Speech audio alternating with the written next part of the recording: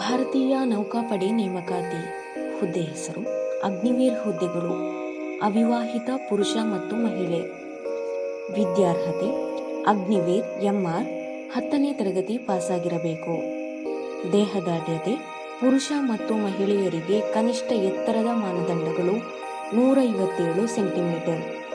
ವಯಸ್ಸಿನ ಮಿತಿ 1 ನವೆಂಬರ್ 2003 ರಿಂದ 30 ಏಪ್ರಿಲ್ 2007 2 ದಿನಗಳನ್ನು ಒಳಗೊಂಡಂತೆ ನಡುವೆ ಜನಿಸಿದ ಅಭ್ಯರ್ಥಿಗಳು ಅರ್ಜಿ ಸಲ್ಲಿಸಲು ಅರ್ಹರಾಗಿರುತ್ತಾರೆ.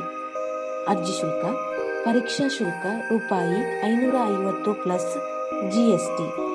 ನೇಮಕಾತಿ ವಿಧಾನ ಪ್ರವೇಶ ಪರೀಕ್ಷೆಯಲ್ಲಿ ಪಡೆದ ಅಂಕಗಳ ಆಧಾರದ ಮೇಲೆ ಶಾರ್ಟ್ ಲಿಸ್ಟ್.